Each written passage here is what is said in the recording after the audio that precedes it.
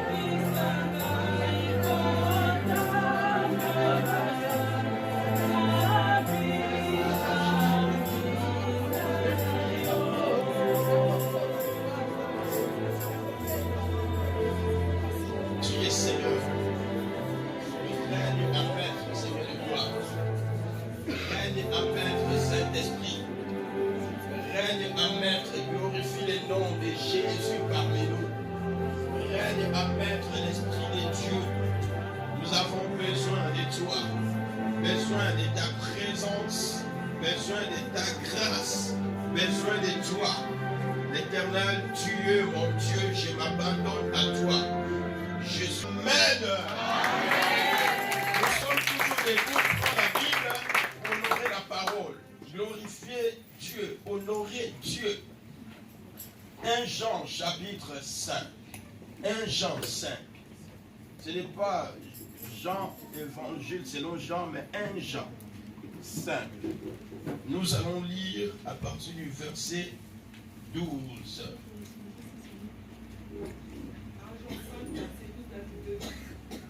Celui qui a le Fils a la vie, celui qui n'a pas le Fils de Dieu n'a pas la vie. Je vous ai écrit cela à vous qui croyez au nom afin que vous sachiez que vous avez la vie éternelle et que vous continuez à croire au nom du Fils de Dieu. Verset 14. Nous avons auprès de lui cette assurance. Si nous demandons quelque chose conformément à sa volonté, il nous écoute. Verset 15. Ici, nous savons qu'il nous écoute, quelle que soit notre demande, nous savons que nous possédons ce que nous lui avons demandé. Si quelqu'un voit son frère commettre un péché qui ne mène pas à la mort, qu'il prie et Dieu donnera la vie à ce frère. Je parle ici de ceux qui commettent un péché ne conduisant pas à la mort. Il y a un péché qui mène à la mort. Et ce n'est pas pour ce péché-là que je dis de prier. Verset 17. Toute injustice est un péché, mais tous les péchés ne conduisent pas jusqu'à la mort. Nous savons que si quelqu'un est né de Dieu, il ne pêche pas. Au contraire, celui qui est né de Dieu se garde de lui-même et le mauvais ne le touche pas. Verset 19. Nous savons que nous sommes de Dieu et que le monde entier est sous la puissance du mal. Mais nous savons aussi que le Fils de Dieu est venu et nous a donné l'intelligence pour connaître le vrai Dieu. Et nous sommes unis au vrai Dieu si nous sommes unis à son Fils Jésus-Christ. Amen. Amen. Alléluia. Amen. C'est le nom pour cette parole. Tu es Dieu. Tu es venu pour donner la vie à travers ton Fils Jésus. Tu es venu pour libérer le monde qui était baigné dans les ténèbres. Tu es venu, Seigneur, afin que ta lumière puisse jaillir dans le cœur et dans la vie de ceux qui te reçoivent comme Seigneur et Sauveur personnel. Merci, Seigneur, pour ta présence dans ces moments. Saint-Esprit, règne. Que ton règne inonde ce lieu. Que ton règne, Yahvé, viens. Que ton règne, Seigneur, jaillit sur nous. Que ton règne soit manifeste dans le nom tout-puissant de Christ et Jésus. Que les manœuvres de l'ennemi soient anéanties dans le nom de Jésus-Christ et de Nazareth. Amen. Acclamons très fort le roi des rois, le Seigneur des seigneurs. Et le vivant, notre Dieu. C'est lui qui règne d'âge en âge et de génération en génération. Alléluia. Il est Dieu. Il est Dieu et il est le seul Dieu. Il n'y a pas deux, mais il est un seul Dieu. C'est lui qui est le créateur des cieux et de la terre.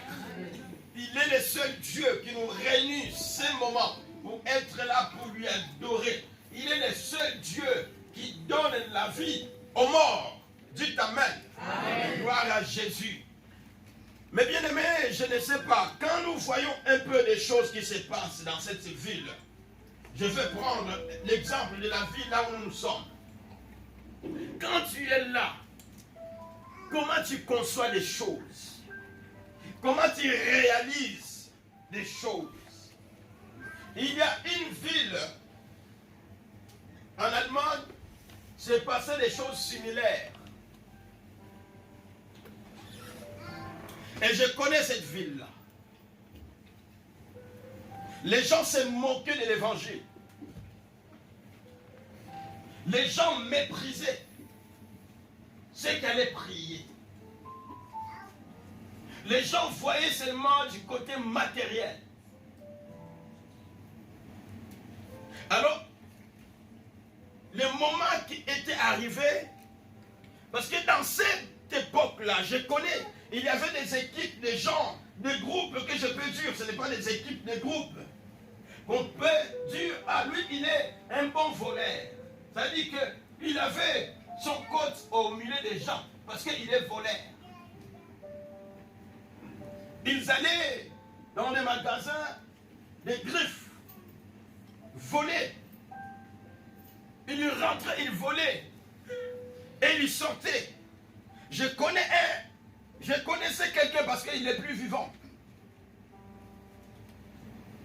Quand l'église des réveils a commencé dans cette ville, lui, quand il venait dans l'église, le jour qu'il arrivait dans l'église, parce qu'il y avait des différents prédicateurs, il y avait un prédicateur, il prêchait que sur les péchés. Et les jours que ce bien-aimé, il était de ma table, Banamatati. Les jours qu'il mettait les pieds dans l'église, il va rencontrer la personne qui prêchait sur les péchés. Et quand il prêchait, la parole allait percer son cœur. La parole touchait son cœur, mais lui, il ne comprenait pas que Dieu voulait lui donner la vie. Et quand, en sortant, il disait, vous voyez, dans votre église, vous prêchez que sur les gens. Comme plusieurs ici disent. Vous prêchez sur les gens. Chaque fois que je viens, vous prêchez sur moi. Mais il ne comprenait pas que Dieu voulait lui donner la vie. C'était un grand voleur. Il s'habillait que des griffes. Les gens qui étaient en Europe cette époque-là, les années 80, 13, il y avait des chemises de Versace qui étaient sorties avec des fleurs et tout. C'était l'époque. Des couleurs.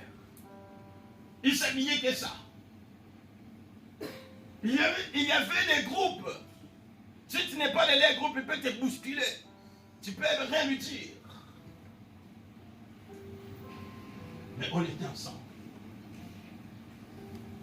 Alors, ceux qui connaissaient le Seigneur, ils allaient prier. Ils allaient prier. Et ceux qui ne voulaient pas se moquer des gens. Ils disaient, vous voyez vos églises, vous voyez ceci. Il y a des gens qui étaient renommés dans cette époque, que je connaissais, que les musiciens chantaient. On était dans la même vie. Il y a des gens qui prenaient, ceux qui connaissent Djekoula, rentraient dans la banque. C'est-à-dire les gens marchaient comme ça. Mais le monde physique est trop petit. Le monde physique, ce n'est que le reflet de ce qui est dans le monde spirituel. Aujourd'hui, quand Dieu te donne le temps, si tu ne saisis pas la grâce de Dieu, le lendemain ne t'appartient pas.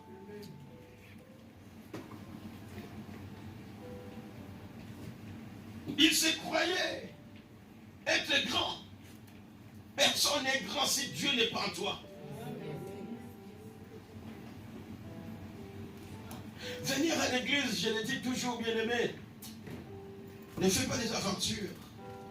Chaque jour, comme disait un pasteur, et moi je le confirme, que chaque jour nous mourons. Dieu nous ressuscite. Nous mourons, Dieu nous ressuscite. Quand il dort, c'est comme la mort. Le Seigneur Jésus, il l'a dit quand on lui a parlé de la fille qui était morte. Il dit non, elle n'est pas morte, mais elle dort. Il a appelé la mort sommeil, parce que la mort c'était le sommeil. Ceux qui sont morts depuis longtemps et ceux qui sont morts hier, c'est comme s'ils se sont endormis à la même heure. Nous mourons, il nous ressuscite. Mais il y aura un jour, nous mourrons, nous nous ressusciterons plus dans ce monde. Nous serons dans un autre monde. Le meilleur que l'Éternel a préparé. C'est ça le message de l'évangile. Aujourd'hui, bien aimé, il y a le message, tu seras béni. À quoi sert d'être béni et de mourir éternellement? D'être séparé avec Dieu. À quoi sert d'avoir tout ce que tu veux, mais que le Seigneur n'est pas dans ta vie? À quoi sert d'être orgueilleuse, orgueilleux, parce que tu penses que tu y es déjà ce que tu penses être? Mais quand Dieu te regarde, est-ce que Dieu il voit qui toi tu es?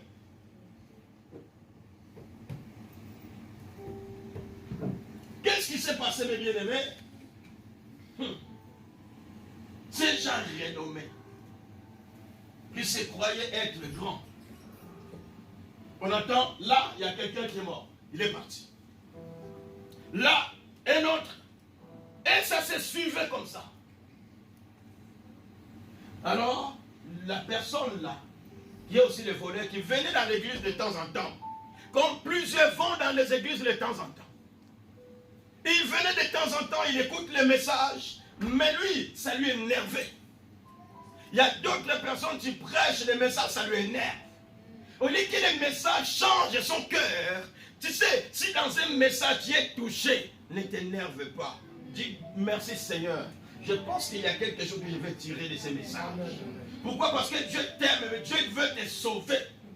Plusieurs pensent quand, mais vous prêchez sur les gens. Non, on ne va pas prêcher au mur. Il faut qu'on prêche sur les gens, afin que les gens soient sauvés. Amen. Dites Amen. Amen. C'est bien aimé. Les gens vont chercher, ne les voyaient plus. Je pense qu'il était le 3e ou 4e des décennies. Quand les gens sont allés chercher, ils ont dit, mais nous ne voyons plus Caisse. Il s'appelait Caisse. Je ne dis pas un autre nom, peut-être il y a quelqu'un qui est de la famille. Mais Caisse, on peut dire Caisse. Les gens, ils ont dit, on va frapper chez lui. Ils arrivent, personne ne répond. Ils ont compris, non. Lui, souvent, il n'est pas le genre d'être perdu comme ça. Il est toujours au milieu des gens. Alors, ils ont cherché à casser la porte. Et quand ils ont cassé la porte, on lui trouve sur son canapé, bien assis, avec le télécommande de la télévision, mais il n'est plus vivant. Il est déjà parti.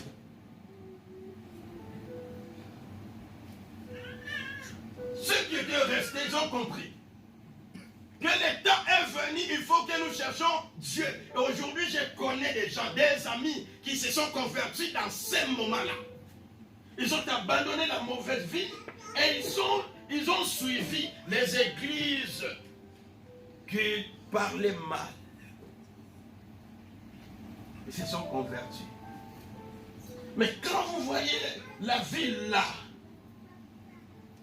ceux qui ont des oreilles, on a déjà sonné la trompette depuis longtemps, ici. Mais les gens voient que les côtés, les mauvais côtés. Alléluia. Gloire au Seigneur. Mais, je fais un appel à celui ou celle qui m'entend, que tu as seulement la vie en Jésus.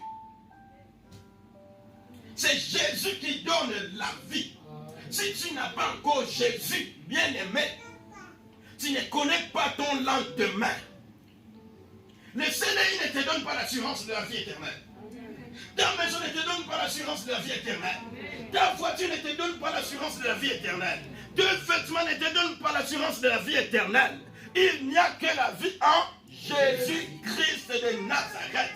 La chaise de l'église ne te donne pas la vie éternelle. Amen.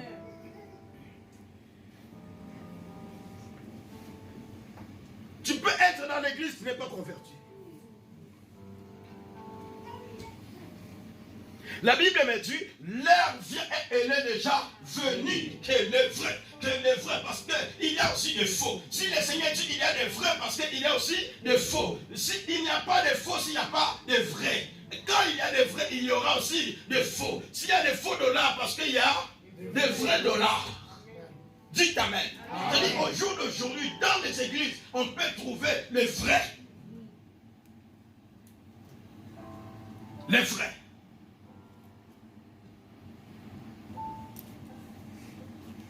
Je vais demander, Seigneur, je vais prêcher. Moi, je bénis Dieu.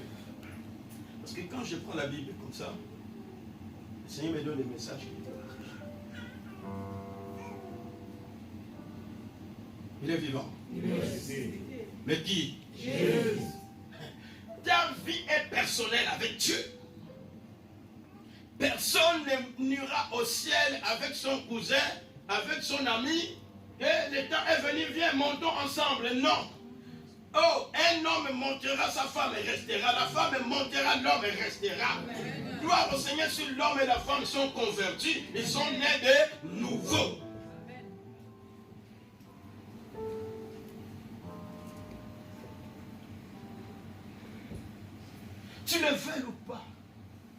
Dieu, il a déjà fait son monde. Dieu, il connaît ce qu'il a fait.